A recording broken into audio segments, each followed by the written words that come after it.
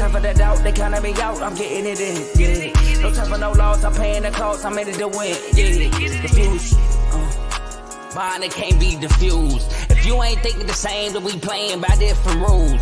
You can't see the vision, we living at different views. Until we complete the mission, keep getting up, never snooze. I walked a mile in my shoes, had the mind of a fool, chasing diamonds and jewels. Trust me, I was confused. Started minding my business and used my mind as a tool. Ended up finding my purpose and found the time to get to it. They told me I couldn't do it. They told me I couldn't make it. They sold it, could never break it. I sadly mistaken. I need a piece of the pie. I want it so bad I can taste it. They told me like told me keep on running toes, they gon' take them. Used to lose, built to win. Apply myself, I felt it in. No time for that out.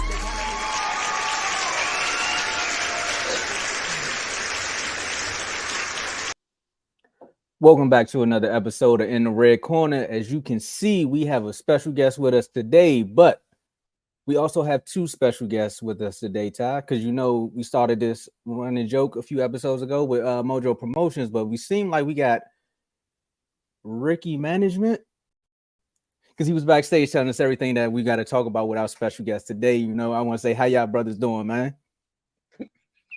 I'm good. I'm doing good, man. Let's talk boxing.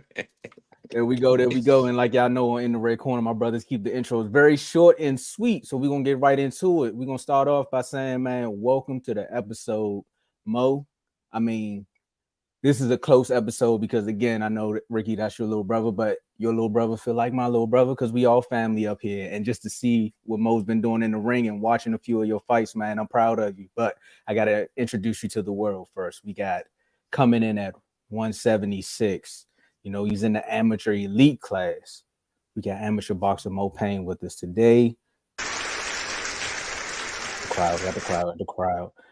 And we're going to start it off. How you feeling, Mo? How you doing today, man? I'm doing good, man. I can't complain, man, at all. I'm glad to be here. Okay. Look, just like everybody on the panel, straight to it. Well, let's get right into it, man. We starting this thing off. We doing 12 rounds with Moe Payne. And for all the immature people in the back, you can leave right now. First question, man. We're going to start it off just like this, man. What made you want to pursue boxing? So, you know, well, some people know, like, well, people that don't know, I came from boxing background. Like, my father and my uncle used to box back in the day, and my grandfather as well. You know, I was always around as a kid, and you know, it was always like in the bloodline to do it. You know what I'm saying? I really wanted to do it when I was younger, but my mom told me no at the time. So, like, before boxing, I was playing basketball, but you know what I'm saying, I was a hooper. But as time, you know what I'm saying, as time went on, like, my first time going to the boxing gym actually was at 12 years old, but you know, I didn't really pursue it. I didn't do it at the time. So, like, later on, like in life, I was going to the gym, just get in shape, and, you know what I'm saying. And after that, I just fell out with the sport, and you know what I'm saying. And I wanted to go ahead and pursue boxing. Okay, but so what class you in now, and also will you compete at that weight class when you go pro one day? Right if now, you decide to go pro one day. Well, as an amateur right now, like, I'm fighting at 176 though. I mean, I feel like I probably can come down to 65. I mean, I never know till I try. So, but you know, but that's where I'm at right now. But as a pro, no, I don't know. I don't think I will fight at that weight class because from a pro to amateur, it's kind of different. Like, the people like weigh in, you know what I'm saying, the pros, like, you know, they be that weight, but the next day of the fight, they'd be like, you know what I'm saying, it'd be like a whole, like, it'd be like 190 and pushing 200 pounds. So I don't carry that type of weight on me. So, you know what I'm saying? So, nah, I don't think as a pro, I would be fighting at 175. I would definitely be a middleweight for sure. Okay. All right. So, what has been the most challenging part of this journey so far? You know, well, boxing was really a challenging sport anyway. What people don't know is like boxing is more mental than physical. Like, you know, like when you're in the ring, you know, going against your opponent, it's more mental. Like, you could you could run a lot, you could work out a lot, you could do everything, but if your mental not right, you know what I'm saying, like you know, before you go inside the ring, then you know you're not ready, you know what I'm saying? So but when I first started, like the most challenging thing for me for boxing is, man, just just I wouldn't say be disciplined though, but just stand to the course at times, because sometimes things get hard. There's certain days you don't want to feel like running. There's certain days you don't feel like working out. You know what I'm saying? Go to the gym. So boxing definitely taught me how to be disciplined. So yeah, that's probably one of my main things. What motivates you to stay in those times where you don't want to do it? Like Because what do you have something else that's pushing you to continue to go ahead and keep running those miles when you don't want to do it? Because it's easy to not do it for you. right, um, just how I look at it, like every boxer in the world, um, they think the same thing though, but it's a lot of ups and downs to to become champion. So like for example, like my goal this past year was to win the Golden Glove, you know what I'm saying, the whole tournament. And, I had to, it was some days I ain't feel like doing nothing, like, I ain't feel like running or anything, though, but I had to think like that, like, do I really want it? You know what I'm saying? This is something that I want to do. And, like, boxing is like a sport, it's a sport that you cannot play. Like, you can play basketball, you can play football, you can play golf, you can play, you know what I'm saying, you can play anything sport. But boxing, like, it's a sport that you cannot play. It's very, you know what I'm saying, it's very brutal, as you can see. Um, and, you just gotta stick to the course, man. As far as as far as the sport. But um, yeah, that's all I have to say for that. Really.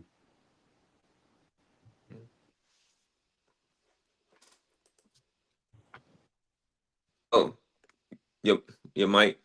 You saying something? They try to take me out. So I was saying, you said something about the sweet science of boxing and how it helped you stay. I mean, of course, you gotta stay mentally focused, and you always gotta be prepared. But I want to divert just a little bit and ask you how you feel about this year Golden Gloves. Man, it was definitely, I had one of the hardest like training camps for it this past year. I was real I was real confident going inside of it though, for sure. Um I knew I knew I was gonna win it. Like, 'cause I kept telling myself every time, like, I'm gonna win, I'm gonna win, I'm gonna win. Like my first year fighting the Golden Gloves with last year, 2023. Um, I came in that joint with like two fights, and I had one fight, and I won that one, and then I ended up being a championship like that. Like I feel like that first year, like everything happened so fast, like and and I was already in the finals. You know what I'm saying? But I didn't want to put so much pressure on myself. Like I Mm-hmm. mean, but I told myself, I'm like, oh man, you know what I'm saying? I belong here. So, but um, my first year, man, I got robbed.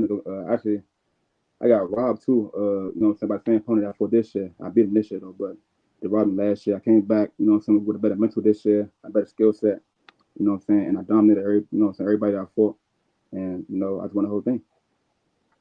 Hmm. So, your training. Do you think that your training for Golden Gloves is what took you this far? And so, what kept you? What keep you? How can I say it? I know you wanted to get the championship. I know you wanted. I mean, not championship. I know you wanted to, win the Golden Gloves in general. But what do you see yourself outside of the Golden Gloves? Do you have something else you want to strive for? Yeah, like now, like you know, well, I'm gonna fight back in. I'm gonna fight with again next year though. But my goal now, like I wanna fight in the big stages. Like I wanna go to nationals. You know what I'm saying? I wanna be a national champion next year for sure. Like trying to be like like ranking the country. Um, and fight with the best people in the world. So yeah, like that's my goal right now. Like um, I started off in a novice division. You know what I'm saying? But like now, like I feel like I'm getting way better now. You know what I'm saying? As time go on, um, so now like I want to take that step further to be a national champion next Okay. year. All right, so you say next you want to be world champion. So what's So your goal in the next 5 years in boxing? 5 years, definitely pro. Like see, like for boxing, like right now, like I'm just taking like one step at a time. Like I think long term though, but I want to think about stuff that's like that's like not far to reach. Like you know what I'm saying, like, but for sure, like I want to be a pro within the next 5 years or whatever. I want to have enough amateur experience, you know what I'm saying, to go pro. So yeah, because I started late. Started boxing when I was like if I was competing wise, I was 21, 22 years old, and I'm 24 now. So I'm just trying to get as much amateur experience that I can. And starting late, right? And being at this age that you at now, because I'm old, man. I ain't no spring chicken like I used to be, right? How do you mentally prepare before you get into the ring? So I just started this recently. Well, I started recently too. And the Golden Gloves, man, like it was like around the time during Ramadan too. So I'm saying so. I will like before the fight, I'll probably get a little nervous though, but not too much though. I will listen to the Quran before the fight, and it'll like calm me down. Like I'll be way more relaxed. I'll be ready to go. You know what I'm saying? So yeah. And by me doing that, man, I just got to trust Allah. You know, I'm a believer. I mean my God, and you know what I'm saying. And I just go in and have faith. That's what's up. That's what's up. So you love the sport and you've been going through the ups and downs of it. What is what's something about the sport you strongly like and you strongly dislike? That's a good question. That's actually a good one. In boxing, man, like I strongly like, like I love the training, like I love everything about it. Like, you know what I'm saying? Like I love preparing for stuff, but like the thing I like that irks my nerves the most sometimes is making weight. Like it's just annoying, but at times, but like you You hate can't skipping meals.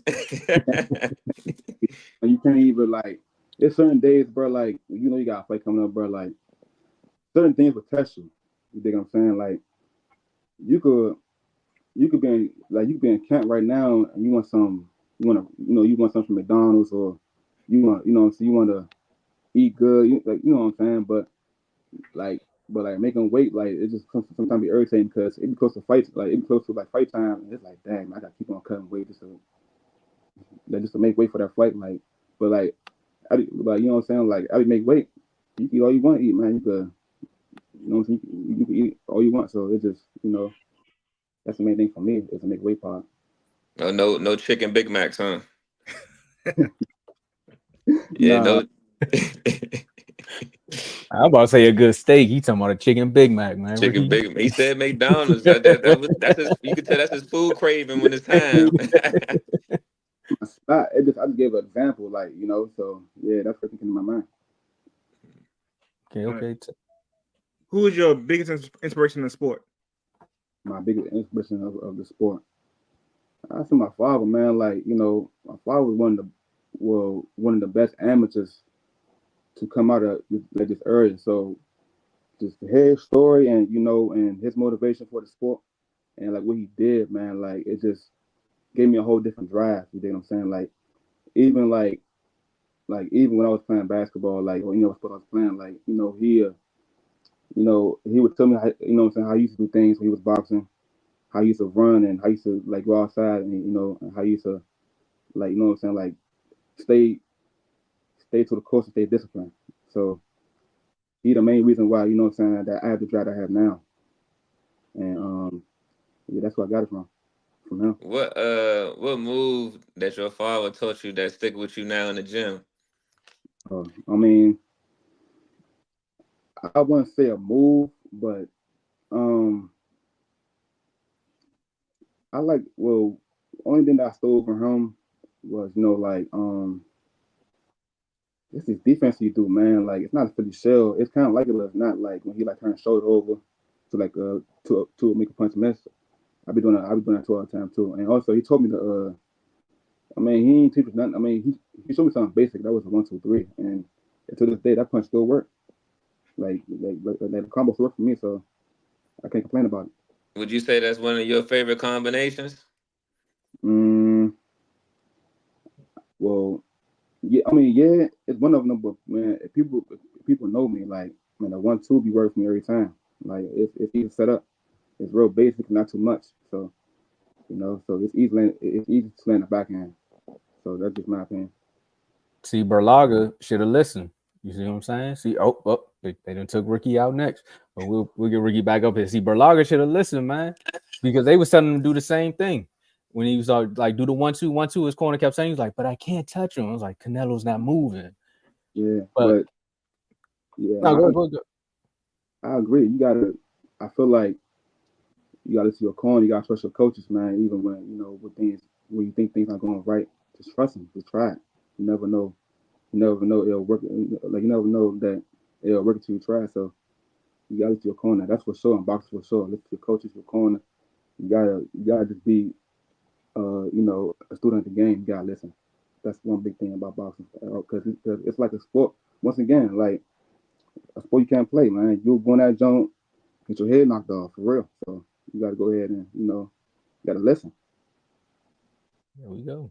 See, I was gonna ask you like, what are you currently working on? But you kind of answered that a little bit when Ricky asked you what's your favorite move. So is there something that you want to? Well, no, I can still ask you that. Is there something that Yeah. you're currently working on, or is there something that you want to perfect? Um, right now, no. Um, I mean, I work on different stuff though, but right now, no. I feel like I'm not trying to add different stuff to my bag, like for not just like punches though. Like it could be a defense. You know what I'm saying? It could be different things like footwork, like So I'm still like adjusting to things right now. So I don't have an answer for that right now. Mm. Okay. Okay. Uh, all right. So, what's your top 3 fights that live in your head, rent free? The top three fights in my fights or like overall. Overall, like the top three fights Um, that just live in your head that you can never forget. okay, one of the fights for sure is Tommy Hearns and Marvin Hagler. That joint live real free forever. Like that was Mm, one of the best fights I ever seen ever, and they was that's a scrumming. good fight.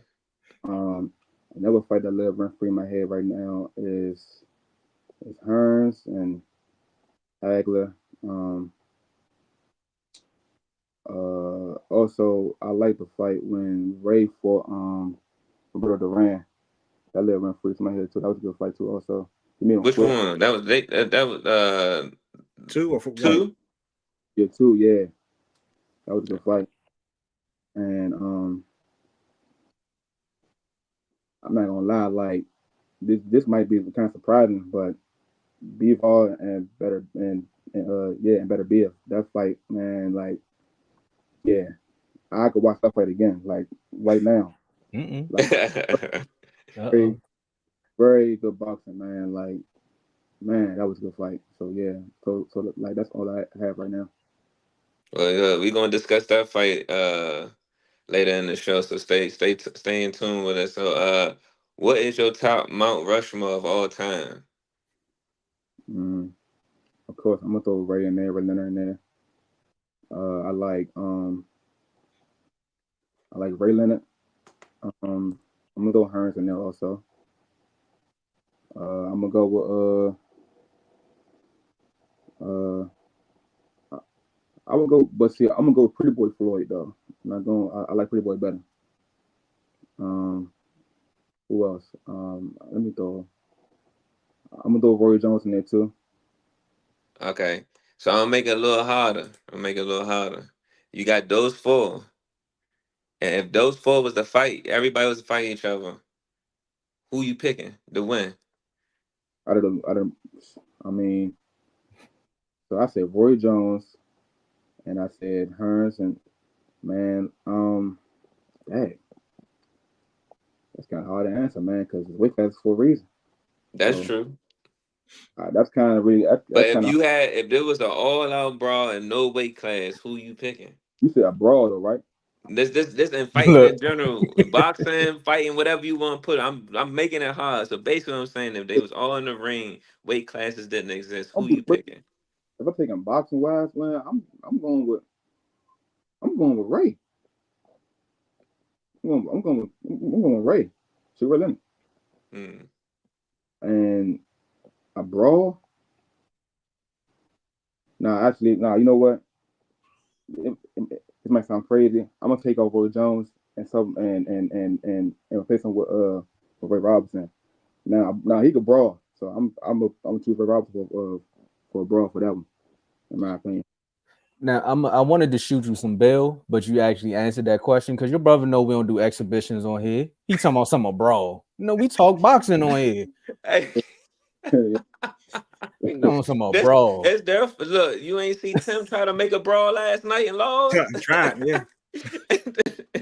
Tried to make broth, but we gonna ask the next question. I think no. I wanted to piggyback off something. You said we asked what are the top 3 fights that live rent free in your head, and you said my fights. What 3 fights that you fought that live rent free in your head? Oh man, that's easy. And why?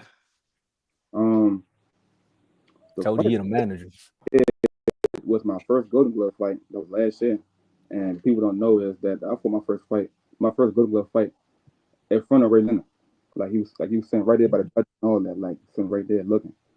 And that's something I'll never forget. And the dude, I fought some Spanish dude, man. I won every single round. Like I was dominating. I was a little nervous though, but I got the job done. That fight right there.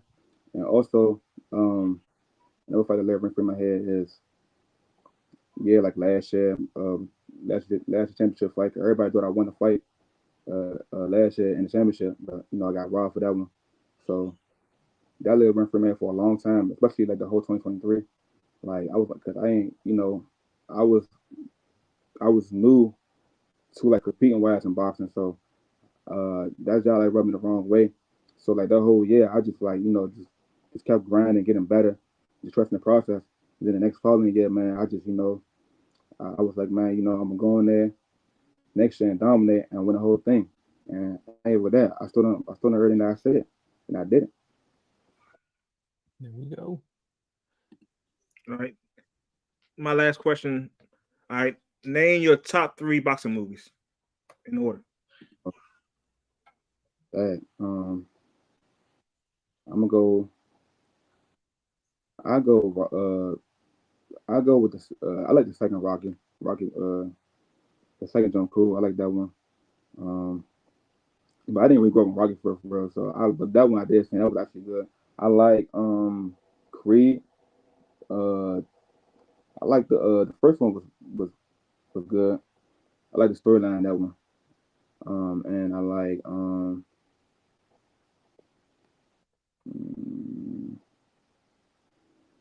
I'm gonna go Creed 3. Cause I wasn't really like certain boxing movies is not all that good to me. So it's like that's the ones I'll actually like watch in my opinion. So Okay, that's a good pick. That's a good pick. Yeah. We gotta think about the age bracket. I see Ty over there thinking. It was like it's the age bracket, Ty. So a lot of movies, they gotta go back and check it out. Rocky is a classic throwback. You know what I'm saying? So I didn't grow up on that. I grew up on like Creed and I watched Muhammad Ali when Will Smith played him. That was it though. But I didn't really. I wasn't like born in the era when when they was making good boxing movies still. And without Creed, I would say I don't think they have that many right now. So True. Ricky, get on that, man. We gotta make a Tubi movie. Get on that. I'm still trying to get the video game correct. We're not gonna talk too much about that one, but those were our 12 rounds with Mo. I mean, you said you were gonna stick around with us throughout the episode because I know we talked a little bit backstage. So you with us throughout the episode? Yeah. All right, so we're gonna roll right into it. We're gonna start off with some of these recaps, and I don't know if this is much a recap or was this on TikTok, but recaps from the red corner. We're gonna start off with Bakram versus Tim Tszyu. Yeah, you see Ricky happy. I got the name right. It was a third round. Some would say, was it a TK? I'm gonna just say it was a third round stoppage, basically because his team threw in the towel. They had enough of seeing his back touch the mat. Ricky said it was the upset of the year. I want to know why you say that, Ricky. So that's why I said for him in general, because the two losses, the Fedor and now this one. So you lost he had the belts at one point. He had a belt. He's a champion at one point. And that loss to Fedor, but Fedor fought him with a 14-day notice. That was the upset. Next thing you know, he's trying to compete for the belt, even though he didn't have the belts. I know a lot of people thought Tim was going to win. I thought Tim was going to win. I thought Tim was going to be the better boxer in this fight. And I don't know what was he thinking. The dude that he was fighting from the first round was already relaxed and sticking to his game plan, and Tim did not change nothing. His head, he kept leaning forward. Uh, um, he didn't give no head movement, so he was just standing there. It was blowing me, and it was a big upset for me in general. And you can check my fan duel for that. He just kept messing it up. I did not understand why he could not adapt and change his boxing style. I was really want to know what the corner was saying. I wasn't really paying attention, but I wanted to know what the corner was saying to him, because I want to say that first knockdown, he probably was not even here no more. He was just moving off this, it's just regular motor sensors. He couldn't get it together or keep it together in the ring. Well, before Ty go, I can tell you exactly what his corner was saying. Good up! Good up! Go ahead, Ty. That's like I feel bad for Sue because when he first got knocked down, like you could tell he was basically just there to survive, and he couldn't survive because he had no other game plan. His game plan was just to keep getting close to him. To me, he should have found a way to stay away from the dude. I think he got knocked down the first time and find a way to answer the phone because he kept hanging the phone up. That's why he kept getting knocked down with left hooks all day because he kept his hands down the whole time. I think he should have stopped the fight earlier than that because like when he got knocked down, like probably like the third time when he got knocked down, like he could tell his legs were gone. It was nothing left. He basically just fight off your pure heart because his legs were gone.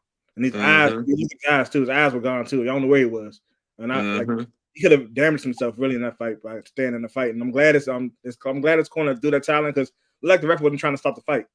No, at all. Yeah, he was gone. Like he was basically like just standing there, like just getting like his head knocked out and just nothing he could really do.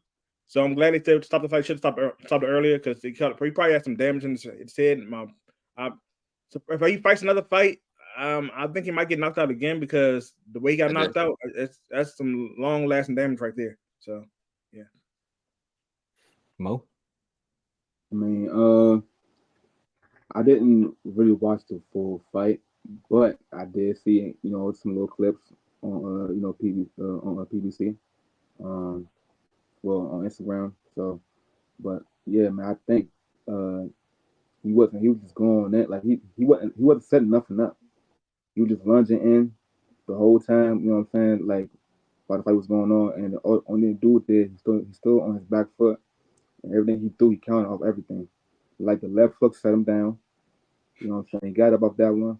Like the dude was strong too. Like this wasn't a pushover either. Like the dude he fought, he ranked like number 3 in the world right now at 154.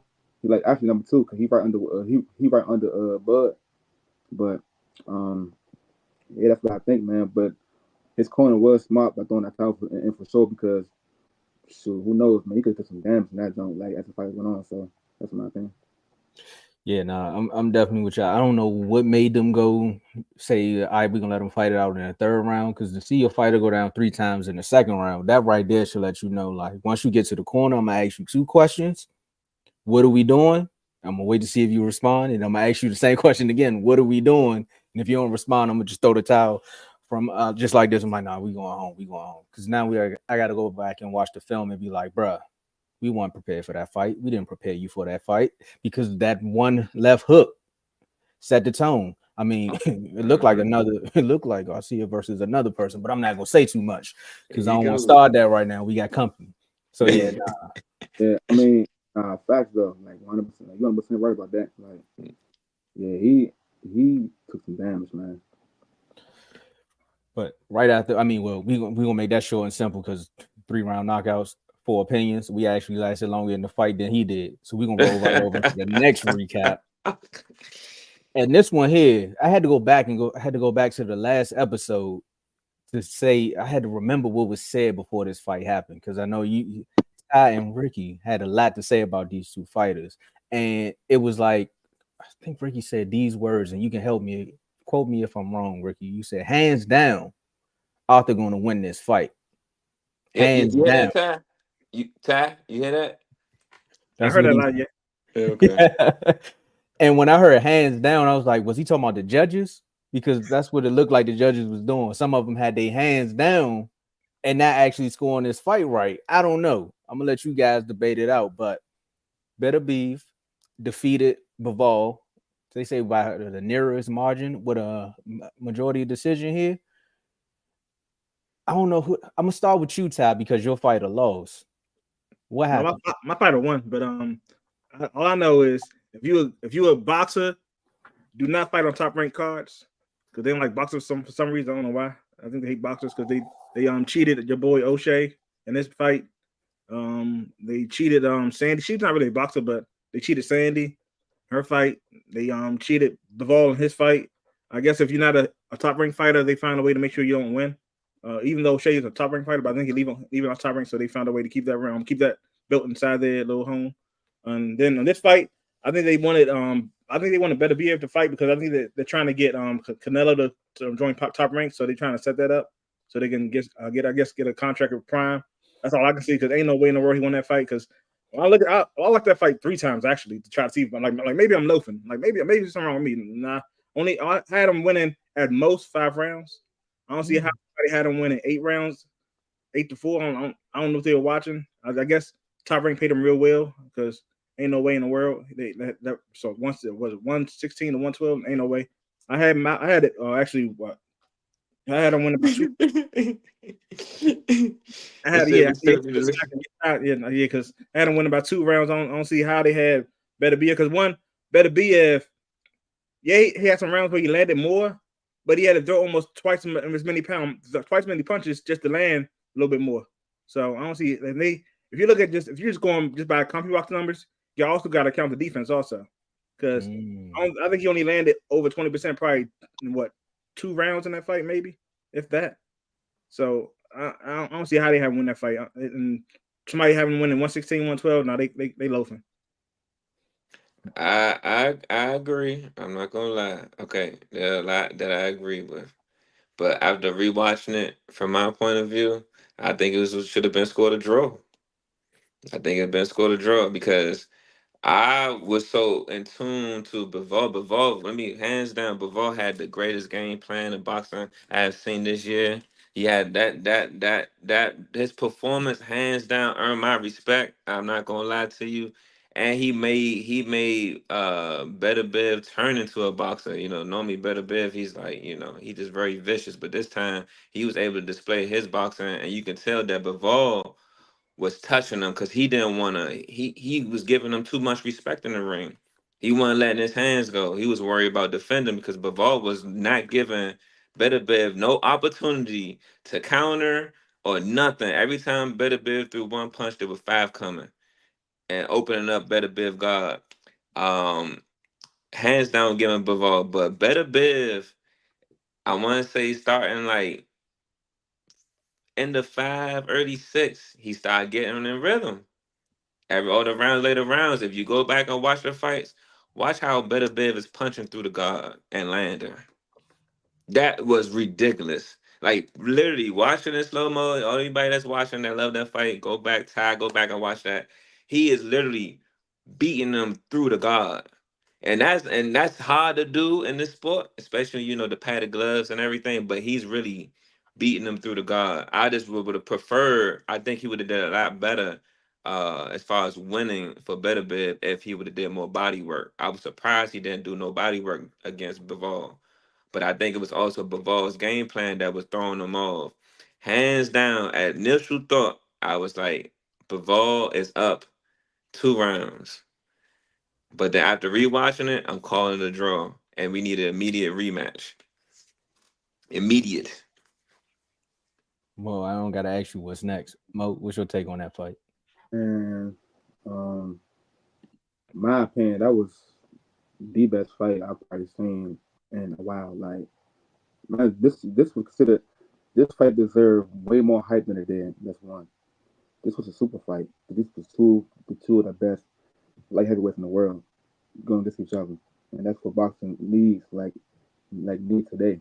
I feel like Bivol had a great game playing boxing good. You know what I'm saying? And it's not even that. I mean, he boxing good, but he had he had uh he had better best thinking. Like had him confused. He couldn't like get his timing right. Cause every time Beterbiev try to walk him down, Bivol already like some stuff ahead, and he you know what I'm saying he go the opposite way, and just boxing good, man. And I feel like and also man, people got respect Bivol because he stood in there with Beterbiev exchanging as well too. And Beterbiev is the most well not most but the biggest puncher in today's boxing. Like, you know what I'm saying? When they fought, he had 100% knockout ratio. Mm-hmm. And Bivol, and and by me looking at the record, I knew Bivol had power, but he lacks power compared to Beterbiev because the record he only got like 12, 13 knockouts. Mm-hmm. You know what I'm saying? But he adjusted really well, and I thought Bivol won, but as I'm looking now, it could have been a draw either way. Like it could have been a draw, in my opinion. Um, they definitely got running back for sure, without a doubt. But it was close though. But I didn't agree. I did not agree. It being I think it was like 112 to 116. Oh, Yeah, the Yeah, 4 point difference. Yeah. I don't know where 4 rounds that what 4 rounds he came from Better Bev though, but it is what it is though. But Bivol, he definitely. I mean, he has my respect now. I think he beat Canelo, but I'm a fan now. Like he got my respect all the way because that was a hell of a fight. now I can tell you this because I went through and did some research on it because I looked at that fight and I was like, yeah, he definitely had a slow start. Arthur did, but he definitely found a way to pick it back up. When I seen the 116 to 112, I said, wait. I gotta go find the judges because I gotta go see which judge did this. So shout out to Google because I did my Googles. I can't pronounce his name, but it's Powell. I can't pronounce your last name, but he was the one that did the 116 to 112. And the reason he said behind that is he said better be recovered from a slow start to win every round from the third to the seventh, then finish strongly by claiming the 10th, 11th, and 12th. Ho. He said from third to seven. Crazy. He said every round from third to the seventh Nah. and finish strongly by claiming the 10th, 11th, and 12th round. 10th, 11th, and 12th, yes, guaranteed, hands down. Not no 3 to 7. Hey, those I meant that. Look, I said it on air, Ty. I said not 3 to 7, Ty. But hold, Ty. Let me ask this. I got to pick with Ty. So Ty, does Better Bid performance changes your mind about him in general? Because he kind of did. Bivol did bring something out of him that we normally never get a chance to see. Because these fights don't go this far with him. Now I told you 2 fights ago when Beterbiev fought that they showed me something because I've never really seen him box before until like 2 fights ago when he started showing some But jabs. definitely this one, you gotta admit, this one, he brought out some little sneaky little tricks out the closet on this fight. This one, not really. But Oh, you did so you I don't know if you caught it, but did you catch him and he was stepping on his foot to keep yeah, him in place? I saw that. Yeah, I And saw that. But then Bivol did the Bivol, same thing with him. Yeah. yeah, but that's when Bivol was getting mad. It was like, man, you gonna do that? We gonna stand right here then. You gonna get up off me. You gonna get off these feet, messing up my corns. No, You but gonna then see. Beterbiev, he if you saw Bivol's hand, like the boy got some power when you see Bivol's Bivol right hand Oh was yeah, the slow. guard hand, yes. Yeah, that thing That's was what slow. made me look. That's what made me go back to watch the fight when I seen that interview and he was talking about his guard hand. I went back and watched, and I'm looking in slow mo. He is punching through the guard, like literally, like flesh through the guard. And these not extended. These are all short. These are Mhm. all shorts, and it's getting there. And then one thing I see a lot of fighters fall victim to with Beterbiev. is when they move from him, he normally catches them because for some reason he has a good angle with both his hands. So Bivol footwork for a light heavyweight, Yeah. chef kisses, man. Goodness gracious, the footwork was phenomenal. Man, my brother said the other day it was poetry in motion. That dude right there, I'm not gonna lie. Fight of the year. If someone want to know the definition of boxing and they new to it, definitely rewatch that fight. That fight right there was a chess match, hands Hands down, down. I knew hands down. They're way more hype, man. I'm telling you, like, you know, and man, I commend both boxers though, but you know, people saying like I watched it. I watched the interview the other day. I don't know who it was. It was some fighter. He sparred a Beterbiev. He said, man, he hit so hard, man. He felt, man, he hit him in I think like it was like a body shot or something like that. He said, man, he said that he felt it from his body to his foot for a whole week. That's crazy. That's crazy. Like, man, he can crack. Like, it was hard for him to even find sparring partners, man. So you know, Yeah, he's strong. And then the crazy thing about the age too. So that's a good question to ask to everybody, man. I think brought it up a couple episodes again, but Mo, you can time in on this. But does it matter what age you start boxing? in my opinion, no. Um, Once again, I'm Said 24 right start. Hmm? now. He said Well, start. Stop. Yeah, I said start because Better Biv start in between Can his barely like. hear you. Can you hear me? Can it. I everyone can hear hear you. me? Yeah, I can hear you. yeah, Yeah, I can hear you now. better, Yeah. Okay. better, No, I said start because Better Biv is a late bloomer. Well, I'm not sure he a late bloomer to the sport, but professionally here of us knowing him, he late bloomer on his record.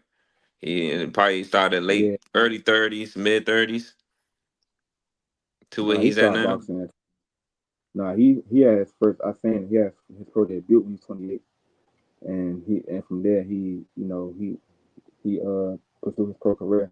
But he was an amateur for a long time. People don't know he fought in the Olympics. He fought Usyk in the I think yeah in the Olympics. And before that, he was a. What people don't know, he was a heavyweight in the amateurs. He came down and fought like.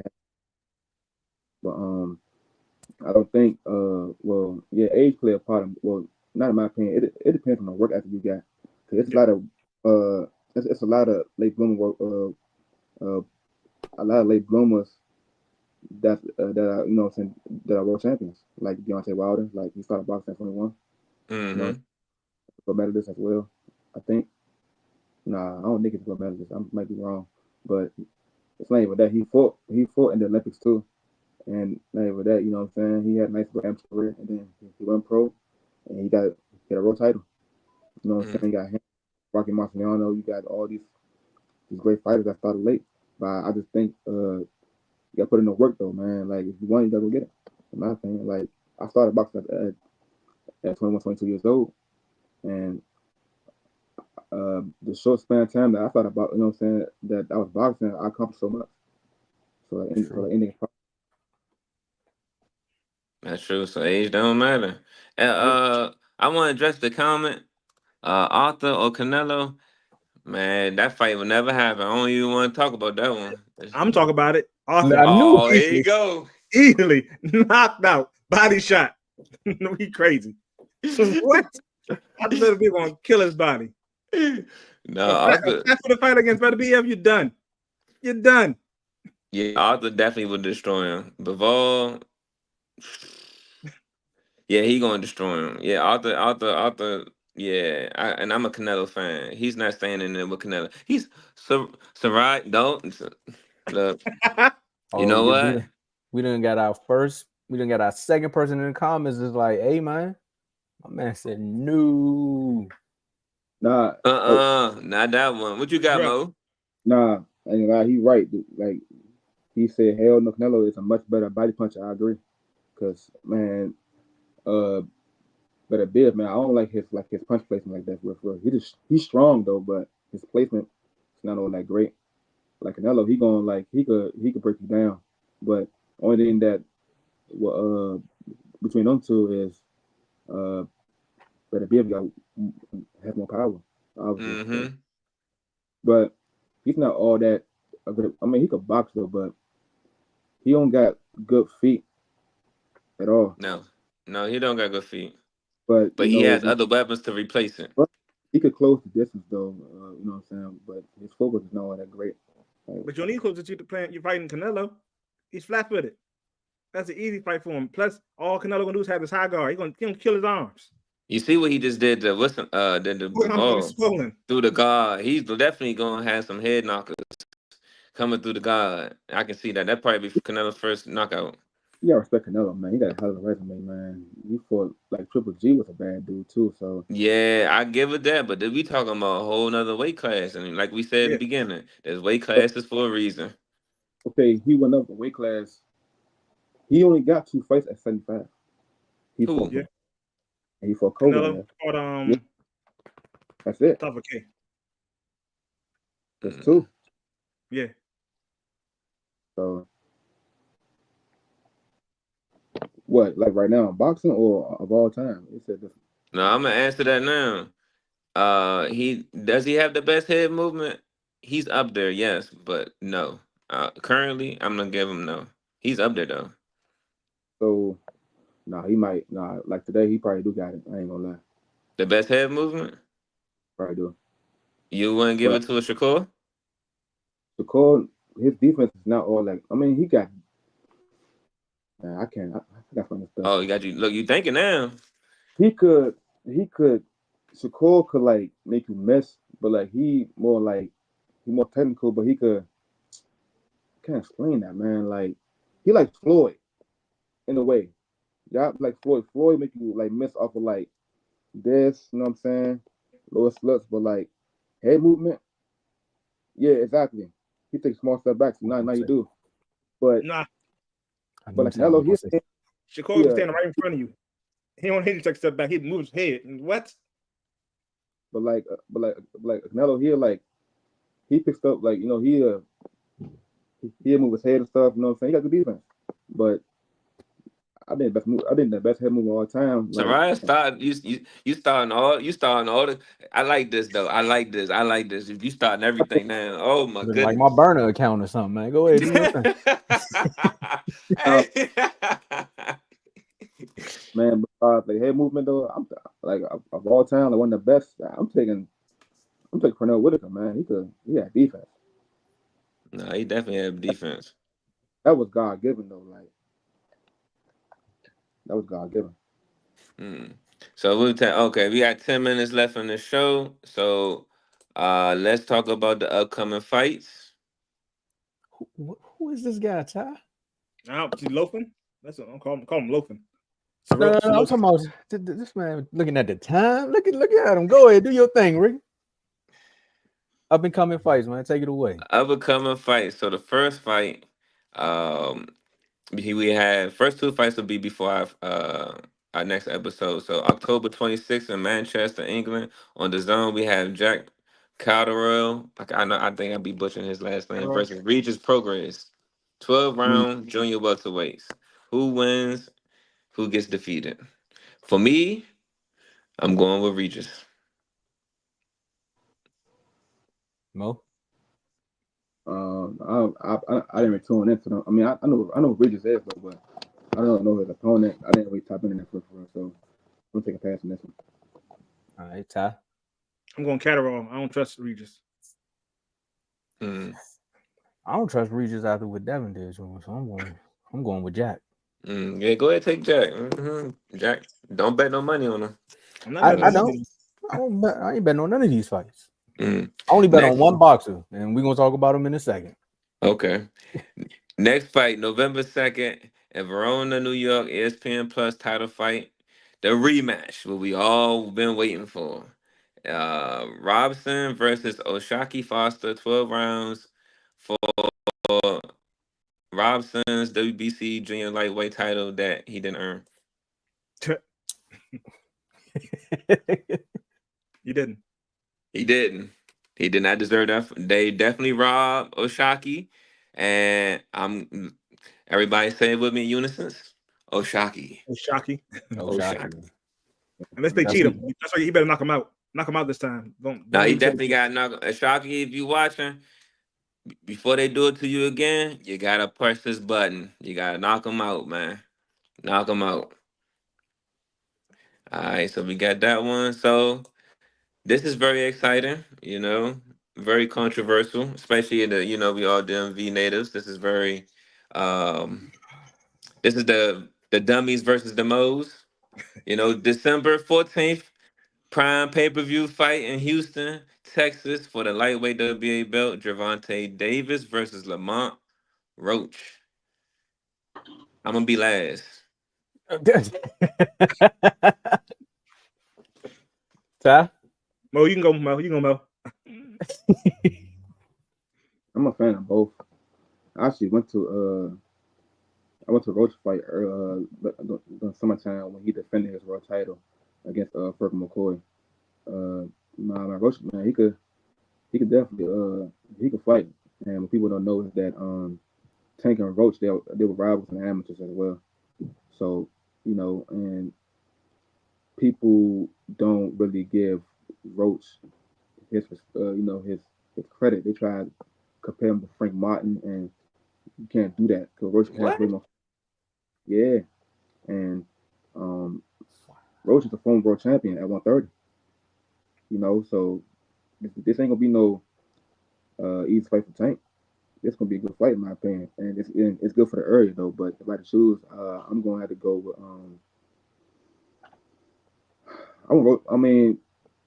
I'm a Tank fan, but I'm gonna go with the home team, so I'm going with Roach. You see it, Soraya? This really might be my burner account, man. Make sure you Hey, subscribe to the show, man. Please do, cause you making some hard points today. I tell you, Tomo. What y'all want? What? All right, you so picking? I'm man, I'm with Mo, man. It's one of those things where you can't discredit Lamont's ability in the ring and how he is. Like, people are sleeping on him. I didn't hear the Frank Martin comparison, that was wild. That's wild. I think it's one of those things, man, where coming from the area. I gotta bring the accent out on that one. Coming from the area, it's gonna be hard to see. You know what? I'm gonna just say it like this, man. It's a win-win for Lamont. Even if he does win, he gonna show everybody what he gonna prove a lot of people wrong. And if he loses, look at what his career gonna do. Because what was it? Was it Pitbull that lost when he lost to Tank? Look what his career did. If all you got to do is at least get Tank past 8 rounds, and it's just gonna look like, all right, let's get his man his just due. If it ends up being a loss, I think it is gonna end up being a loss. I think this is gonna be one of them fights that Tank can't take lightly, though. You can't go in there playing around. Like, you could take I could see how he took the Frank fight lightly, because he like, you did all that in the sparring session, but I know what I'm gonna do when we get in that ring. This is gonna be different because there's a lot riding on this one. I got Tank winning it, but I wouldn't be mad if Lamont won. Let's put it like that. All right, I'll go. This fight, I didn't want to see this fight, but if the fight was in DC, I'd have went to the fight, even though I already see this. It's going to be a one-sided fight because you got somebody coming up to 135. I know he's the champion and all that, but it's levels. Okay, I'm saying that it's levels. Lamont, to me, I don't think he's like that person said. I don't think he's technical enough. He don't have enough power. He's not technical enough to beat Gervonta. He's not strong enough to beat Gervonta. He's a DMV fighter, but he has no chance in this fight, honestly. I was hoping that Gervonta would choose somebody else to fight instead of fighting him. Fight somebody at 135, because there's plenty enough fighters still in 135 he could have fought, like De Los Santos, like I've been saying. But that, to me, that would have been a better look fighting De Los Santos, because at least some people say that De Los Santos beat Shakur even though he didn't win. Some people say he should have won that fight, but even though he didn't. But then if you look at Lamont lost to somebody that Shakur basically stopped. So, and then he basically got knocked down by the guy also that Shakur stopped. So to me, him beating Lamont is not a good look for Gervonta. The only thing he's gonna say is he beat a world champion. That's all he can say after he beats him. But other than that, it's not gonna be a real good look because he has somebody coming up, a smaller fighter coming up to fight him. I hope Lamont wins because he's from the DMV, but I don't see it happen. I don't see no way. I can't see no way of him winning that fight unless he like completely changes something. I don't see it. I don't see it happen. I don't see it's possible. Yeah, so fan of Lamont as well. I wish he would have had an introduction fight at 135 instead of fighting an elite fighter. Coming in at professional fighter at 135. I know he's not no slouch, but I'm I, I'm not trying to say I'm counting him out, but Tank is a different monster. I would prefer. I would rather see him fight De Los Santos, like Ty was saying. I would prefer him to fight. I would like him to see him fight Dennis and try to unify the belt or something before fighting Lamont. So I'm not discrediting Lamont, and no matter where it goes, it's still a win-win for Lamont, and I still will remain a fan. But as of right now, I gotta go with Tank. And one more thing, get that money. I don't blame you though. Yeah, No, that's why I said it's a win-win. Yeah, definitely. But please, take him to 12. Take him to whatever you do. Take him to 12 because we need something to stand on over here. We need all that credit we can get. I feel like y'all gonna. I feel like man, people going like. I feel like Roach gonna shock a lot of people though. Like people just he definitely the underdog for sure. He got all the odds against him. But once again, man, Roach is a hell of a fighter, bro. I seen him fight in person, bro. So it's like he can get down, bro. But but he is fighting Tank, and Tank is one of the best fighters today. Um, I don't think weight is a big issue because Lamont he a pretty nice solid size. When he fought at 130, I don't think 35 would be a big problem for him at all. That's my opinion. But we gotta see how that power translate because we haven't seen it yet. That's the thing. Will the power translate? Even though he's going up, we still haven't seen it yet. So another thing that pushes my judgment, well, probably a lot of us, is the unknown. That's the unknown area. We haven't seen him yet at this weight class. Yeah, but we gonna see. We gonna see. Yeah. Nah, Ricky, I want to say this part too. I know we about to get out of here. That might be a bad look for Tank if this will go 12. That's why I wanted to go 12. I don't know. Yeah. See, that's what I'm saying. That's why, honestly. Only reason I'm saying is that might be a bad look, Tank. You go 12 with somebody that a lot of people like. You got to be an actual boxing fan or in the boxing realm to know about Lamont, and you give a fighter like this that type of stage, and they go 12. A lot of people gonna start looking at you a different way. Like, of course, Lamont gonna go through the roof, but a lot of people gonna start looking at Tank and being like, "All right, we was already saying you picking and choosing your fighters, man. And now you got one that you pick and chose, and I don't know. It might be a way for Shakur to get his hand, huh? Don't go to 12 and don't get a knockdown. You get a knockdown, yeah. You get a knockdown, yeah. Lamont going through the roof. If he get knocked down by Lamont, bruh. Yeah, nah, that's Calvin gonna have to go live after the fight. Yeah, but these are all things. Like I said, this is the unknown area. This is kind of the risky business. Also, put somebody up. You don't know because we don't know what he walk around with. You know what I'm saying? His walk around weight is and who he spars in this and the third. He probably did 130 just because 135 might be his class, but we don't know yet. Well, we gonna see, man. When you say December 14th? December 14th. Amazon in Prime. Houston. There we go. So everybody that's going, man, y'all make sure y'all send us some photos back. And we'll be here to do In the Red Corner. But before we get out of here, Mo, tell us, shout out to Jim, your next fight, where the people can find you. Just let us know.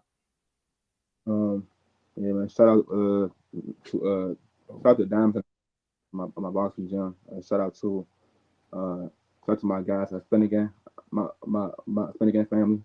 Shout out to them. You can follow me on __ Moe Payne on Instagram, and you can look forward to me fighting again before the year. So probably around like November, December for sure. Okay. Thanks for being on the show with us, Mo. I don't know, we can hear you, but you're frozen. So we want to say shout out to you for being on the show. We're gonna make sure we get the reels going, and we just gonna end it. All right, we're gonna have you backstage, but we're gonna end it with the big three right quick. Because I don't know why they try to do that to us. They had me on mute earlier to try to freeze. I know what it was. Tank try to freeze us out, man. We say there's no thing about Lamont. That was Tank. But, fellas, man, let's get these last round of interview questions. You know, how did you feel this episode went today, Ricky? Oh man, this episode went well. Ty. I think it went great. I think it went amazing. All right, and with that being said, man, y'all already know where to find us. We done did 12 rounds with Moe Payne. If you know another fighter, or if you are a fighter and you want to come on in the red corner, let us know, man. Hit us up. You see the name in the ticker below, and you see the reels going up almost every day. And I just gotta find a way for them to get me out. Oh, there it is. Perfect. And we out.